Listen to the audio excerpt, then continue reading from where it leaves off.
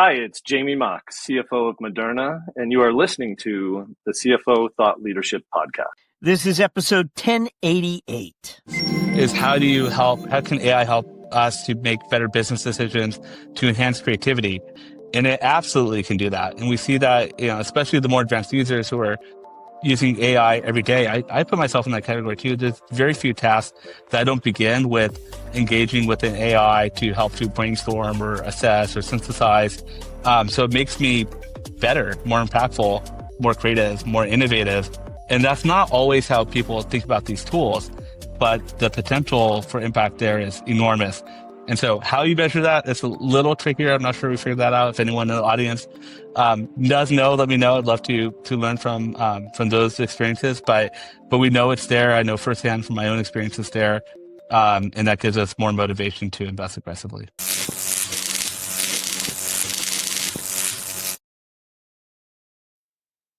It was a first meeting, Naeem Ishaq tells us, he'll never forget.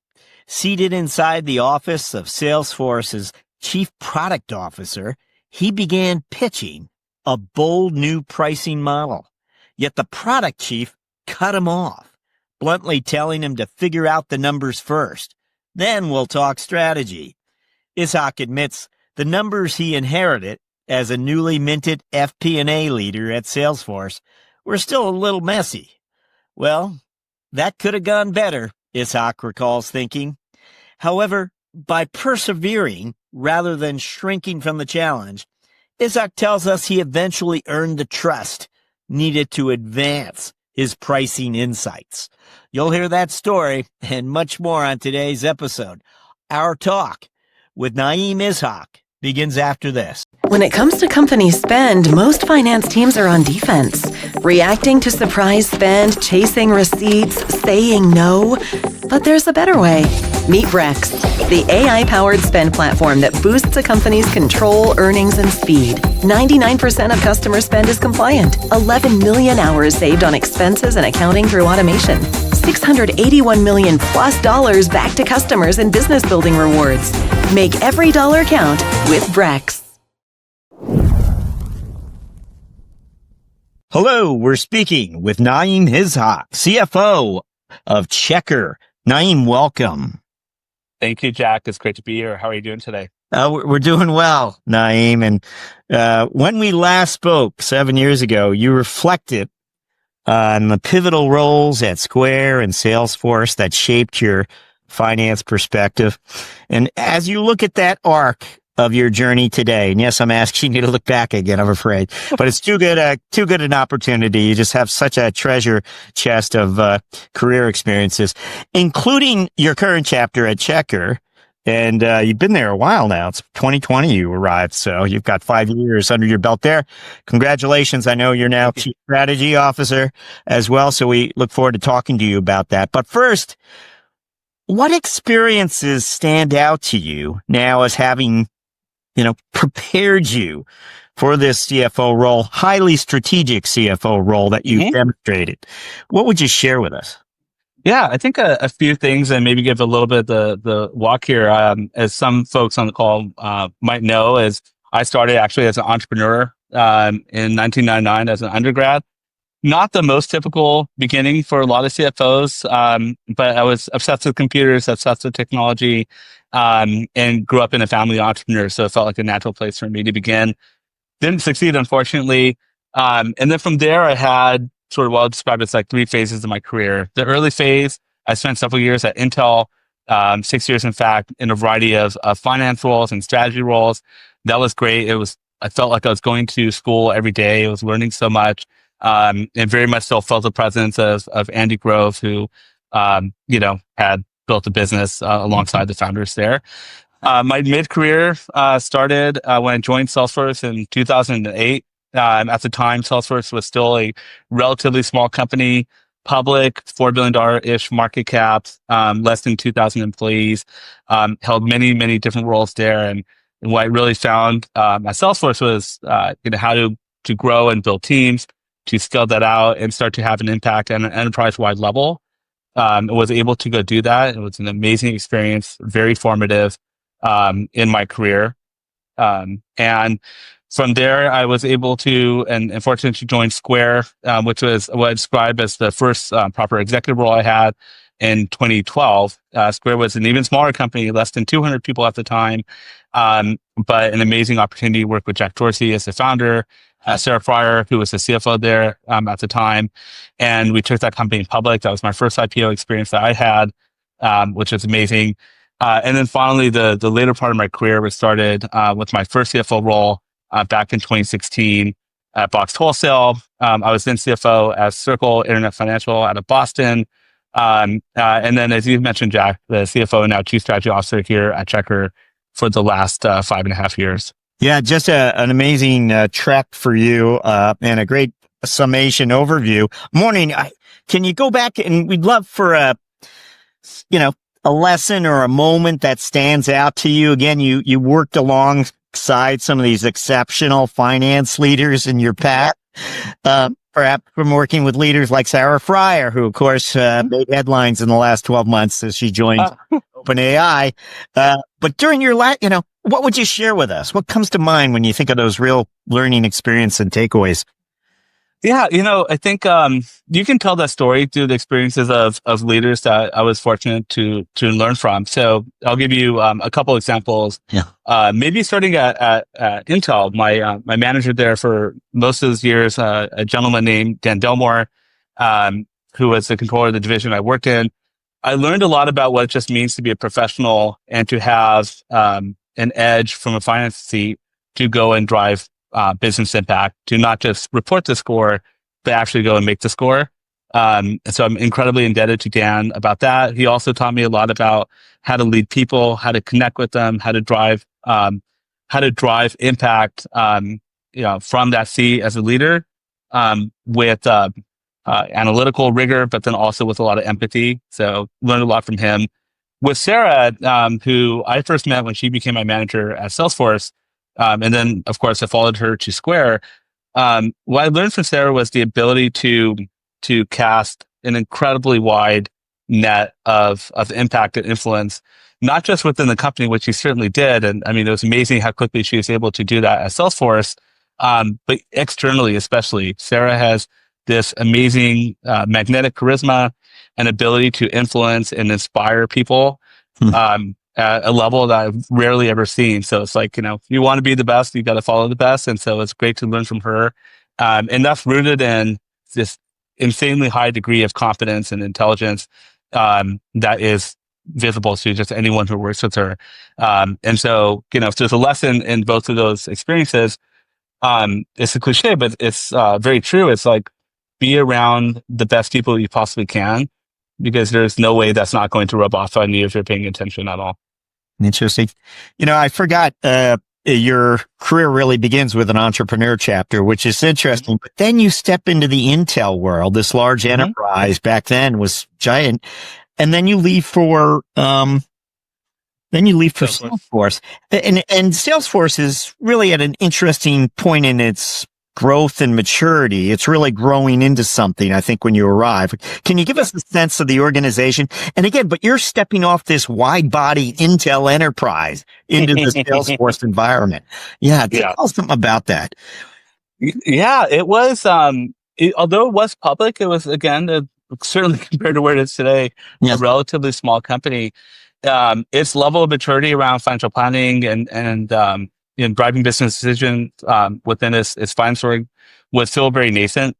What I found as a very strong necessity was to bring a more strategic lens to what we did and what was at the time called our FP&A team.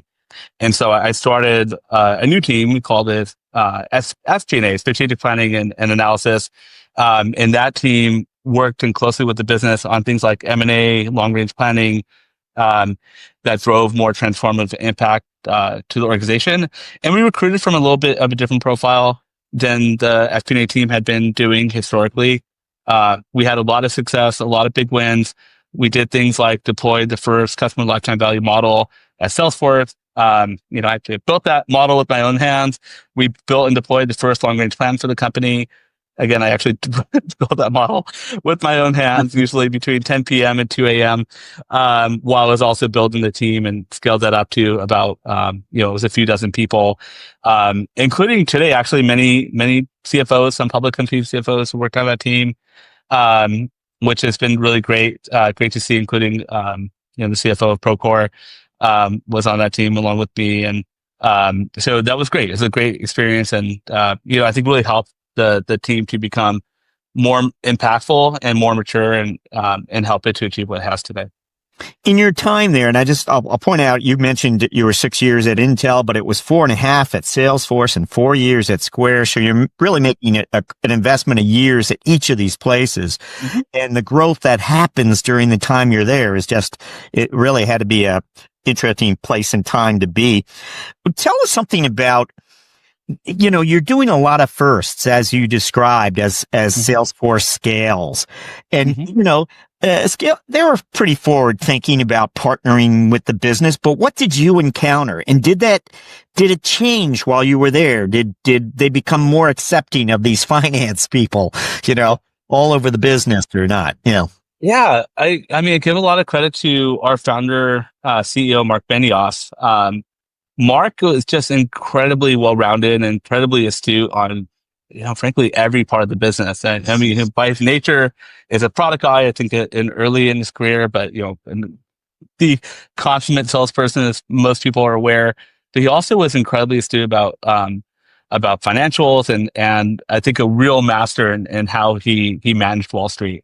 Salesforce, when we were in the early days, the whole idea of software as a service, as we called it at the time, was still relatively new. The street didn't quite understand it. We had to do a lot of convincing about how this was superior for customers as well as a business model, that we would, in fact, eventually make money, which was a lot of skepticism about at the time. And it was through a lot of the work we did to, about how we articulated our business, how we measured it, the key KPIs, which today are, generally speaking, the standard across enterprise software. So it has really transformed the industry.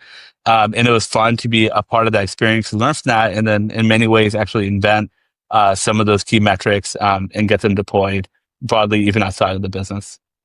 When you land at Square, are you thinking, again, it's another smaller and, company. You're kind of working your way down to the entrepreneurial class of company. Or did you look at it differently? What are you thinking? Again, as you shared with us, you're following Sarah, one of it sounds like perhaps a CFO mentor for you. Absolutely. Tell us what the opportunity was. And again, I imagine she lands there. They're going to take the company public shortly. You're going to be a big part of that. That's exciting stuff. Yeah. I think there's two things that come to mind. I think number one, you kind of hit on this, Jack. I am an entrepreneur by heart. I get excited about building things. And frankly, I get a little bit bored when things start to get a little more calm. And not to say things were, the story was still being written at Salesforce, but, by the time I was ready to leave, we'd gone from, again, less than 2,000 employees to, I don't even know, but it was, probably close to 20,000 employees at that time. Certainly a large scale enterprise. And you're making smaller tweaks at that point, very impactful, maybe even market moving, but they're smaller optimizations. And when you're earlier on, you're truly writing a new chapter every time you come to work. So that was appealing and exciting to be a part of that energy. And the other thing I'll say is I suspected, and this very much proved to be true, is it would allow me to progressively grow and lead in ways that grew outside of the narrow confines of finance. And I love finance, and don't get me wrong, but again, as an entrepreneur to begin, I was always interested in having exposure to other things. So after I had joined Sarah to join Square, I started out leading our finance and strategy team and investor relations. That was always the core of what I did. Pretty quickly started to take on other responsibilities, including, maybe most surprisingly, for a while, I was leading the growth team at Square, which included a very nascent customer success and sales team. Very unusual, while I was also running finance at the organization. I then handed it off to professionals who could do that probably better than I could. And then I was running corporate development in addition to my other responsibilities for a while. I did a couple of transactions there, handed that off, and then the biggest of the non-finance roles I had led was the risk organization, which was truly a full general management role, nearly a couple hundred people across almost every function: product management, data science, operations, engineering, you name it. And I learned so much doing that. And it was not easy because running that large org while also running our finance and strategy team and investor relations while we were going public. A lot of late nights for sure, but we had a blast, and I really cherish those memories working with some really amazing leaders, and it was happy with the outcomes that we had seen. I want to just point out this is your third CFO career chapter, clearly the most substantial. Again, we mentioned that you just got the chief strategy officer title recently. In addition, you've been there 5 years, but this is your third chapter. We're wondering, when you looked at each of these chapters, they're very different companies. What would you tell us about what have you learned along the way as you look at CFO opportunities? And, yeah. What would you got some barbs to show from it? I think the first role I took was in an e-commerce company, as I mentioned, Box Wholesale. It was an exciting opportunity. My wife and I lived in California our whole lives. Chance to work in New York was exciting. If I'm being really honest, I think the information about how the company was positioned and performing wasn't exactly as clear as it probably should have been. So if there's a warning here, it's like, make sure you do the very deep diligence, and going into a first time CFO role, you don't really know what the boundaries are and what you can ask for, what you can't ask for, what is okay or not okay. I think generally speaking, ask for every bit of information you possibly can, to go as wide open, with your eyes as you can. So I landed there, and it, became very clear, Jack. It was a turnaround situation basically from day one, and spent a lot of time, blood, sweat, and tears, helping the team to find its feet, raise capital needed to continue to pursue its mission, and effectively get to a safe harbor. And we were able to do that. I'm proud to say, the business did get to a liquidity event via a SPAC offering after I had left. So in the end, I think it worked out, but it was very, very challenging, and it was interesting. My first board meeting as a CFO, had to sort of explain to the board that things weren't exactly what they had imagined them to be, and there's some challenges in our financial accounting and the business health, and how the KPIs are being measured. So that was a tough message for your very first board meeting. I remember I finished that meeting, and one of the board members pulled me aside and said, "Naeem, that was the best board meeting you've ever had." And I looked at him like, "What are you talking about? That was brutal." He said, "No, I know it wasn't the message we want to hear, Naeem, but we feel like we have clarity for the first time in a really long time." So it was a good reassurance that I was doing the right things needed to help that business to succeed. And again, really proud of the work we did together as a team, and proud of the folks who put so much hard work into making that success and serving its customers. So that was a real key takeaway. When I joined Circle, I knew this going in as well. Again, I'm a builder, I'm a risk taker. Yeah. So Circle is a crypto business at the time, was running a large exchange and a prop trading desk. It was doing incredibly well, generating over $1 billion in revenue, incredibly profitable, but was all based on crypto trading. And so I suspected, that may see some ups and downs, like to the extent to which we've seen those ups and downs. I'm not sure anyone could have been prepared for. The key takeaway there is we had to do a lot of transformation for that business too. Some reported, some not reported, and eventually pivoted away from being a crypto trading business to what people today will call a stablecoin business. And so we launched US Dollar Coin. It has proven to be an incredible success. And I don't know if you caught this or not, but Circle just today filed its S1. And should be going public very, very soon. So very proud of the work that we did together with myself and our leadership team, with the co-founders of that business. I have a lot of respect for them, and really proud that they have created an amazing business that's doing over $1.5 billion of revenue today. It's very profitable and ultimately very transformative. Oh wow, nice insight for us there. Finally, we're up to where we get to talk about Checkr. So we're looking forward to hearing about it. We know a few things about it, but tell us about Checkr. What is this company about today? What are its offerings? Yeah, so Checkr is transforming what has historically been a very sleepy, human-driven business process, and that process is the background check process. You would literally have, can you go back before Checkr, folks who are cobbling together pieces of random information, comparing, one document to another, cobbling together that by hand, and then delivering that to customers, over email, over PDFs, over fax machines. That's how it used to work. Checkr came in, our co-founder, Samuel Jonathan, with the simple idea is, can we take this human-driven process and automate it using AI? And that is what we did. This dates back to 11 years ago, at the time, and continues today. So core part of our IP is we use machine learning to automate that process end to end, from the point of ingestion all the way to where we deliver it to our customers, typically via APIs, but also through other mechanisms as well. And the net result of that is that we can deliver background checks that are faster and more accurate, with modern technology, amazing user interfaces, and a delightful experience for those customers. So that has helped us to grow enormously. We've only disclosed that as of 2023, we have crossed $700 million in revenue, continues to grow from there. And the company is quite profitable today and has been for some time.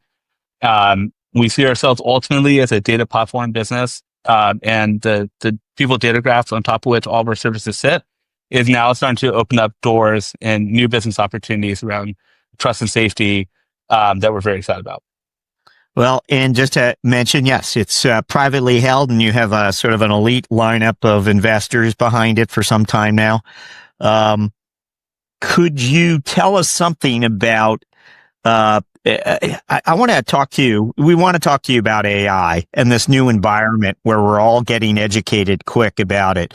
As you illustrated, I mean, this company has been focused on the AI opportunity from, turn back 10 years. Yeah. What is it, though, that has happened in the last 2 years? I mean, are you more widely deploying AI into your product offerings, or are you among your employees? Could you share with us what's happening? Yeah, 100%. And we have seen as a civilization the aha moment, the iPhone moment, if you will, when OpenAI launched ChatGPT now 2.5 years ago, and that was sort of what brought generative AI into the public awareness, and the gains that we're seeing there are, I mean, frankly, just breathtaking, and blow me away every single day with the announcements that are coming out. So absolutely, we're embracing that. My first exposure to AI came all the way back to my time when I was running risk at Square. We had an amazing team of data scientists, mostly PhDs, who were writing algorithms to automate, and again, typically around, in that case, around detecting risk and fraud. The challenge back then when you're using ML is it's just really hard. It takes very, very specialized people, very expensive people, very limited resources, and accessibility was low because of all the reasons. And the amazing thing about these evolutions in generative AI is it puts the power of AI into everyone's hands. It's so easy, it's so accessible. So at Checkr, we're fully embraced that as one of my duties, kind of from a chief strategy officer perspective, that I lead all of our AI efforts across the company. That takes the form in a multifaceted way. Number one, we've always used AI in our core product offering. We're now augmenting that using generative AI as well. This different forms work hand in hand and reinforce one another. So we're doubling down on that, of course. And then we have applications in AI that make the product easier for customers to use, for things like interpreting the results that you see in a background check, so that folks don't have to do more work independently to research what a particular offense may look like and how they should consider those things. So that's kind of within the core product. Beyond that, we have a major initiative in the company to empower all of our employees to leverage AI in many, many ways. The top 3 priorities right now for the business are, number one, leveraging new tools like Cursor, and Devon to accelerate product development. So we're in a proof of concept right now. We're hoping to deploy that broadly very soon. We're aiming to leverage AI to accelerate our go-to-market and growth for the company. That's an incredibly important priority. And then finally, we're leveraging AI to better support our customers through chatbots that are powered by generative AI, which is a pretty big leap forward relative to deterministic models that we had used in past years. And then in addition to those three priorities, we're working to help deploy AI and put it in the hands of all of our employees. Jack, I think you mentioned offline when we were speaking, we recently hosted an AI day for all of our employees to spend a full day to go through training and then have time to experiment and deploy AI in their business processes, their analysis, and the results have been quite incredible. So we couldn't be more excited about it. We think there's a huge opportunity to better serve our mission, to better serve our customers, to advance the growth of the business, and to, of course, enhance efficiency. And so we'll full steam ahead. Yeah, and I did mention that because I thought that made a lot of sense. We're having conversations frequently now with finance leaders who are trying to look across their organizations and sort of identify departments that are accelerating their use of generative AI and understand better why that department seems to be taking these leaps and others aren't. And sometimes it just comes down to leveraging people who are excited by it. If you got somebody in your department who's excited and is showing everyone how to use it. So like an offsite like that made a lot of sense to me. I was like, well, that's a way where people could really show off, basically, and learn from each other. So, and I think finance, here's another avenue for finance to demonstrate how it can, partner and be there. I think some of the finance people out there are the most experimental. And it's interesting to see. That's like, are there new roles or skill sets that have emerged, at Checkr because of AI adoption, or have you rethought certain responsibilities for one or another? What would you? Yeah, very much so. So, amongst the teams I lead our corporate engineering team. So we do manage all the business systems for the company, IT, analytics, and so on. We've created new roles within the team called what we're calling AI solutions engineers, or AISEs. So these are folks who are engaging with the business to identify what processes might be better served or automated, what data we can leverage, and then help to connect the dots between what capabilities are out there and what the business need is to make it easier in some cases, they're fairly easy things. It's just the end user may not know what's available. In other cases, we find that we have to do more work from a, back systems, integrations perspective, and we have the capability to go do that too. So we're very excited about that. We have roles open right now. We just got our first offer out. In the meantime, we have, folks doing double duty on the team to help serve that capacity. I would expect that more and more companies, whether you're a capital allocator in a CFO role or an operator in a different role, finding the opportunity to spend more time and resources here provides a huge leverage and a really strong ROI. So even from the CFO seat, you can see the value that's created there. And so again, we're making a lot of investments on that front. Yeah. So you said seeing the value. We're wondering if there's a way that you're measuring all of this as CFOs begin to think about types of AI investments, or even doing off-site events and what have you. It's an investment. What would you tell us? How are you measuring this as you prioritize people's time, as you look to get people training? Don't know. Yeah, the easier part to measure is productivity. That's logical. With automation comes productivity, and so we can measure that.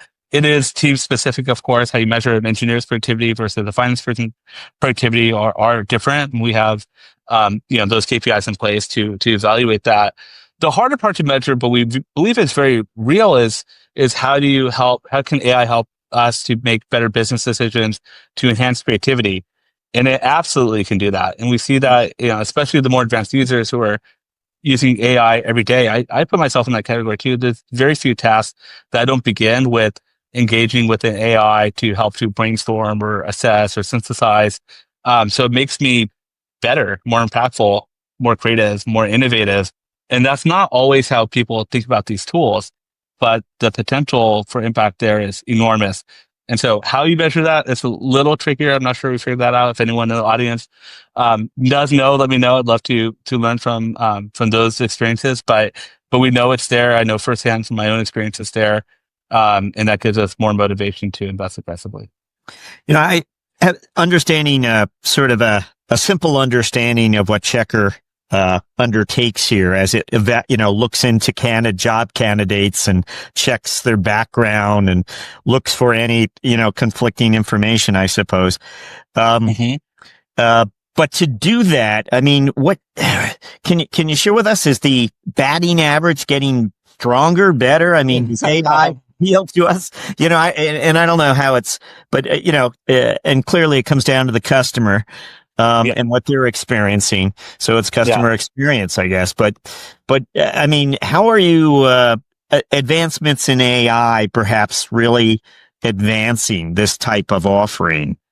Yeah. Well, in our case, there's two key measures that we look at. Number one is turnaround time. How quickly can we return a result to the customer who needs that information to progress the candidate through their hiring process. And number two is accuracy, is what is the error rate that occurs. Errors do occur for a variety of reasons. Some are upstream where a clerk might have accidentally keyed in the wrong thing. Some are downstream in how the information is interpreted. The amazing thing about machine intelligence is it gets both better and better over time and gets cheaper and cheaper over time. That's like a really amazing place to be. And so we track that very carefully and push ourselves to push up those metrics every day. Let's mention data privacy. How does Checkr sort of navigate the risk like data privacy and algorithmic bias as it scales these types of solutions? Very carefully. That's the way I say it. We have an amazing information security team that works very closely with our engineering organizations to deploy best practices. We deploy best-in-class solutions to monitor activity, as well as to put firewalls in place so that information can't leak out of our environment. That's an important part from a control perspective. And then those teams also work closely with our IT organizations, so the business systems we use also have the right controls and protections in place. Including, I should mention, kind of back to the AI topic, you have to be careful about what information gets fed into and ultimately trains these models. And so we have redaction layers in place that prevent things like PII from being utilized and training models in that way to protect the privacy of the folks that we are evaluating. Wanted to ask you about growth. I mean, has Checkr done acquisitions in the past? Has it been largely organic, or what would you share with us? Yeah, we have strategically done several acquisitions to fall generally into two categories. On the first category, we've acquired a handful of suppliers to help us to strengthen our supply chain, increase gross margins, and better serve our customers. That's worked really well. And then we did a separate category was we acquired a company called Good Hire, which was a background check company serving SMBs on the thesis that we could better serve them off of one platform at Checkr, and then gain a foothold and accelerate into that market. So we closed that transaction in April of 2022. It's gone incredibly well. And I've worked on over 50 M&A deals over my career, Jack, and this might be one of the best ones I've ever had the fortune to be a part of and lead. And those customers have been very, very happy with the company. We've seen an improved experience overall by working off the Checkr platform. And we've, in fact, gained momentum in the SMB space, which is an important foundation for what we do. Do you involve your FP&A team in those acquisitions as you evaluate and go through the deals? Yeah. Very much so. So both we call the financial planning and strategy team and the corporate development team report into me. Our corp dev team has it's commonly referred to as like a hub and spoke model and a thin organization where the central folks in corp dev, they work on things like scouting, deal identification, negotiating term sheets, driving the process to execute and close the deals that we identify. And then for each deal, we have someone from what's commonly called the FP&A team partner with corp dev specifically on those deals to do the financial modeling and analysis, projections, budgets, and so on. That I learned that as a best practice from my time at Salesforce, because when I first joined Salesforce, all the activity occurred within corp dev. And shockingly, the models were always wrong and always too aggressive and optimistic. And so our CFO, Graham, finally said, look, Naeem and his team will run the models and corp dev will do the deals. And so we worked together on every deal that we did. And shockingly, that resulted in much more measured and more accurate forecast and better aligned to the expectations we set for Wall Street. And so we've replicated that model here too. We have, constructive tension between those teams, and they partner really closely. But, the folks on the FP&A or FP&S team, as we call it here, are, there to ensure that we are being reasonable and, the synergies that we're assuming, that we're able to track the success metrics that we set out ahead of time, that the budgetary impact over the next several years are reasonable, that we use to underwrite the deals. And the corporate development team is responsible for work and running the deal process and finding out what to go buy. And that has worked really well for us over the years. Is there types of AI technologies that are attractive or might make an acquisition target, more attractive? Don't know.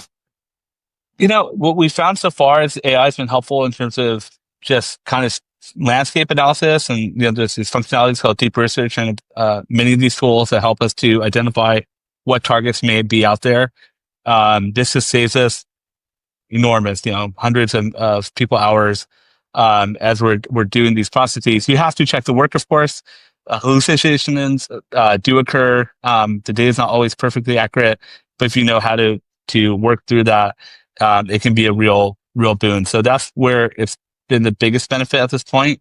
Every deal we look at this point, it's almost impossible not to view sort of the AI angle if you work anywhere in technology. So yes, every deal we look at, we do ask how AI can either make that business better, how the data assets that we acquire can help us to reinforce the work that we're doing, and so on. Want to just ask you quickly just about metrics, and I kind of asked this question this way. Your FP&A team is down the corridor. You swing open the conference room door. What do they think Naeem's going to ask them for? What is it? Let me keep you honest. Your FP&A people might tell me that's not what he does. Yeah. It's probably not too surprising. I say, what did growth look like yesterday? What does growth look like? Yeah, that's, we're a growth company. So we're always curious about, how many new customers we acquired? What did it cost to acquire them? How are they ramping? What do attrition rates look like? Are we able to expand those customers and upsell them over time? Not atypical, I think, what most CFOs look like, but we are, I would say yes, very much. I would 1, 2, and 3 would be about growth, and then maybe a little bit further down the line might be some other metrics, but the growth mindset is really important here.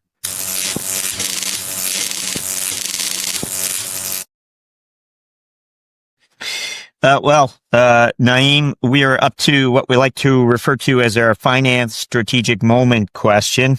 And this is where we just ask you for a moment of insight that you've experienced along the way. Might have been 10 years ago, might have been back in Intel days, who knows? Or it might have been last week. Anything come to mind when we ask for a finance strategic moment? What would you share? Yeah, I'll share what I think is a funny story. Hopefully you'll agree. This is going back a little bit. It was when I was working at Salesforce, and as part of my responsibilities, I was the business partner to the chief product officer of the company, working at FP&A. And I had just started this relationship, and so our first one-on-one, we sat down in his office, and we're in the middle of a quarterly outlook budget cycle. And he had a bunch of questions about the headcount, who we're going to hire, and so on. And, just frankly, I wasn't as well prepared as I probably should have been. And I had inherited a little bit of a mess that I hadn't quite reconciled, and wasn't the best meeting. So we went through that for the first probably 30 minutes or so. And, of an hour-long meeting, so we had a little time. And I said, hey, do we have some time? Do you mind if I talk to you about another topic? In this case, it was about our pricing strategy for one of our key product lines. And so the key product officer says, sure, what do you have to say? And I kind of walked him through my perspective. I had done some research on some different metering models that competitors are using, and how we may want to consider a shift from how we were pricing today and to better compete in that market, and kind of went to the spiel for a good 10 minutes or so. And he just patiently nodded and listened and nodded, listened, and got to a point where I sort of, added things to say. And he kind of said, "Well, are you done?" I said, "Yes, I am." And he just had a wry smile and said, "Okay, here's my advice to you. Why don't you figure out the effing numbers first, and then we can talk about strategy." And he kicked me out of his office. So that was a pretty rough way to start that relationship. Now, I could have just cowered away and said, "Okay, well, that's not good. I'm going to not want to engage at a strategic level." But I didn't do that. I made sure that I got the numbers straight and continued to press the agenda on those strategic conversations. So fast forward a year later, I'm sitting in the same guy's office, same conversation. We wrapped up on, in this case, we were talking about some important M&A targets that we were contemplating and thinking through, what that might look like and where that might open up the roadmap and new markets that we were examining. And he paused again and he said, "Naeem, I never get to think about strategy except in our one-on-ones." And that was over a matter of 1 year. So, it's, I think, such a good lesson in many ways. I think, first of all, like, you have to earn the privilege to have a higher order conversation by doing the basics well. And so, and I was presumptuous to say I was going to get into the clouds and talk about these big things when I didn't have my numbers in order. And so that was a real hard lesson for me to learn. And I've held with me for many, many years is, build a foundation, then build a house. And the second lesson I would share here too is don't give up. Just because it didn't work the first time, or you got pushback, or you didn't have trust or alignment, that's okay. You got to keep at it. And so I didn't let that dissuade me. I mean, my ego was hurt more than a little bit, but in the end, continue to work at it. And we built an incredibly strong relationship. I still consider this person who's gone on to be a successful investor, a mentor of mine, and someone I really look up to. And it could have gone a different way. I could have just said, "You know what, that's okay. That's not my role. I'm just going to sit here and count the beans," but that's not the path I took. And I'm really fortunate because that relationship and that conversation opened up a lot of doors for both me personally and for the company. And we're going to ask you to think back again to the first time you stepped into a CFO role, which you shared. That chapter was one of the bumpier ones for you. Tell us something about, if you could go back in time as you're stepping into the role for the first 60 days, for all those CFOs who just landed in the role. Yeah. What is the advice you wish someone had given you back then? Yeah, I did not realize to what extent when you're in the C-suite, you really have the full purview and mandate about all aspects of the business. And that's when you go from being a VP of finance to then the CFO, which is the most common path, it really transforms from a functional lens to a true enterprise lens in a way that was actually a little bit surprising for me on the one hand, but also exhilarating. It was like, the analogy I'd use, it's like you've been watching a video game for your whole life, and then finally someone hands you the joystick. You're like, "Oh wow, I've got the joystick now. Like we can jump here." And sometimes you jump into a snake pit and you learn from that too, but sometimes you save the princess and you win the game. And it very much is that way. And but you have to give yourself the permission to transcend the narrow functional lens. And if you can do that, it's a hell of a lot more fun and ultimately I think a lot more impactful.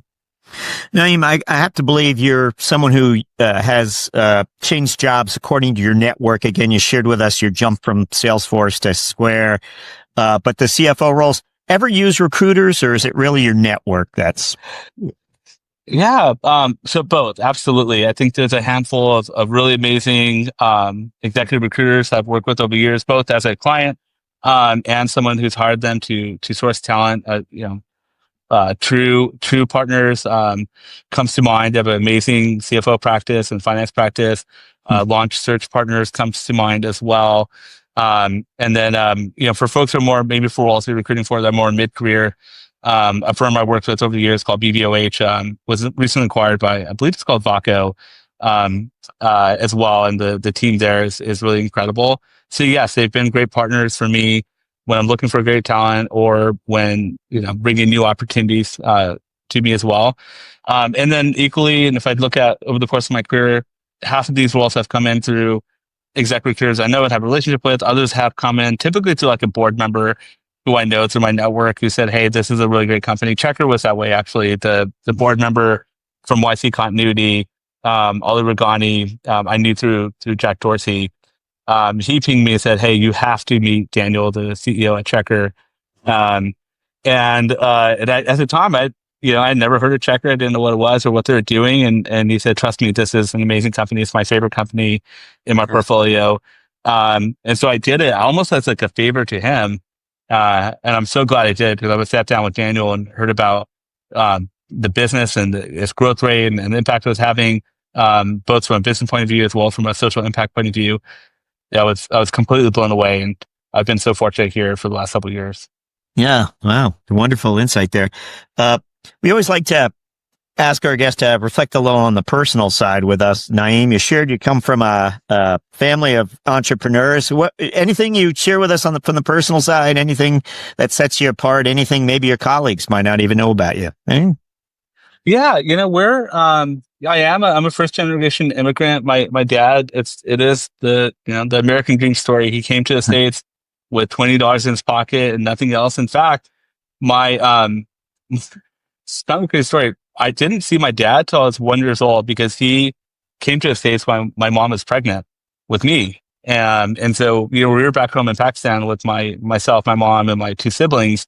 And then he was, worked day and night to save enough money to bring us to the States and, build a life for us here. So, I'm incredibly grateful for the sacrifice that he had put in, to help us to build a life, and the example he set of hard work and determination.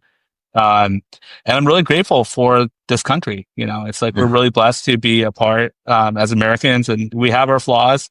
There's no doubt about it. We're not perfect, but, someone who's come from a different place in the world, there's so much good about this country. And I'm not sure there's any place in the history of humanity that has provided more opportunity for people who are willing to put in the effort.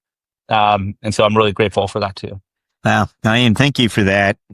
We like to ask if you have a book or a resource you'd like to share, or maybe you escape with something. I don't know. Anything? A book selection? Yeah, I will give one business book and one kind of AI-ish book. The business book I refer to a lot and use as almost like a career guide and manual. It's called The Leadership Pipeline by Ram Charan. Amazing book. And every time I change roles, I go back and reread the book, and I've recommended and given this book to dozens, if not hundreds of people at this point. So that's great. And then kind of relevant, we talked a lot about AI. There's a really great book from about 10 years ago called The Second Machine Age. Amazing. And this is, it's now with time, it's actually even more amazing because it's how prophetic it is, but did a really great job of contextualizing all the changes that are happening in technology. And then ultimately, had predicted, I think, a lot of the changes that might happen in society as a result of those changes in AI. So, would highly recommend that. It's a fun read as well as an educational one. Forgive me again, if you wouldn't mind, the Ram Charan book. What was the title of it again? The Leadership Pipeline. Oh, The Leadership Pipeline. Okay, I'm sorry, I didn't hear it. That works. Well, we're up to our final question, where we'll ask you to look forward for us for the coming 12 months. And it came too quickly, but here it is. We're wondering what your CFO priorities are for the coming 12 months. Yeah, I think number one, I would say is continue to push the envelope on driving growth for the business. That's always going to be number one for us. Now, how we do that, it's multifaceted, of course, and it's the interesting thing about the CFO role is you both have to be an advocate for the business and help to push the envelope and deploy resources, and put risk capital forward. And you have to be a controller as well to make sure we're doing that in a responsible way. So that's a never ending battle, but a lot of fun, and done well, I think can create a lot of value. And then number two is, really helping to drive AI adoption, down to every individual across the company is a big priority too. Naeem Ishaq, thank you for joining us on CFO Thought Leader. Thank you, Jack. It was a pleasure.